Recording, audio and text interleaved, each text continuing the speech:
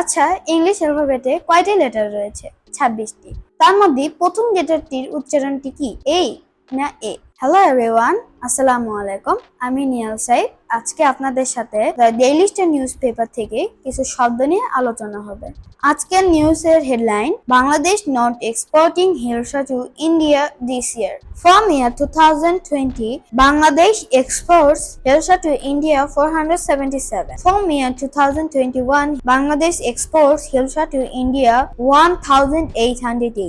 From year 2022, Bangladesh exports hilsa to India 1211. Bangladesh will not export hilsa fish to India on the occasion of Durga Puja in October, according to a top Commerce Ministry official, discounting a long-standing tradition of the country as a goodwill gesture to its neighbor. The decision of the export ban is to ensure adequate hilsa supply in the local market so that the price fish remains more accessible to people according to authorize. This stand by entertain government marks a clear departure from the deposed Sheikh Hasina leader Awaमी League government. Hello Nihal, Hi. তুমি এই news পেপারটি পড়ে কি বুঝলা আমাদেরকেও একটু বুঝিয়ে বলো।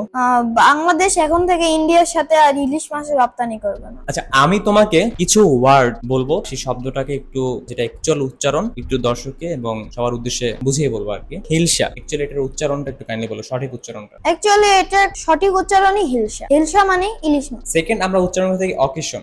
আসলে এটা হবে অকেশন। এটার মানে হচ্ছে উপলক্ষ। ওকে।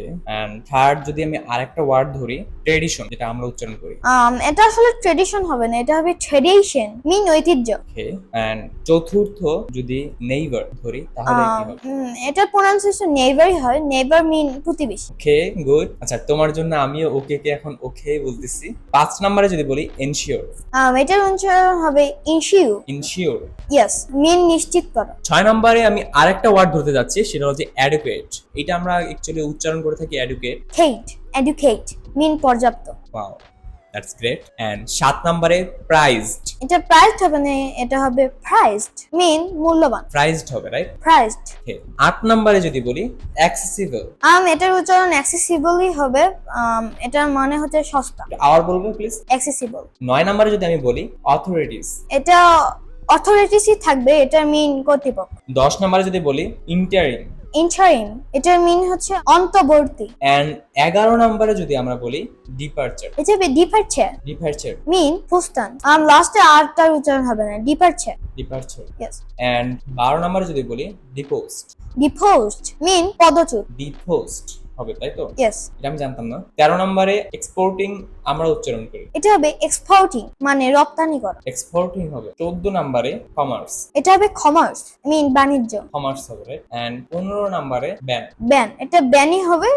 এটা মিন নিষেধক। সো তোমার জন্য আমি তো 15টা ওয়ার্ড শিখে ফেললাম। Thank you so much Nihal. And তুমি যদি কিছু বলতে চাও প্লিজ। আপনাদের যদি নিজস্ব কোনো শব্দ থাকে যা জানতে চান, আপনারা কমেন্ট বক্সে লিখে দিবেন। আমরা পরের ভিডিওতে সেই ওয়ার্ডটি নেওয়ার চেষ্টা করব।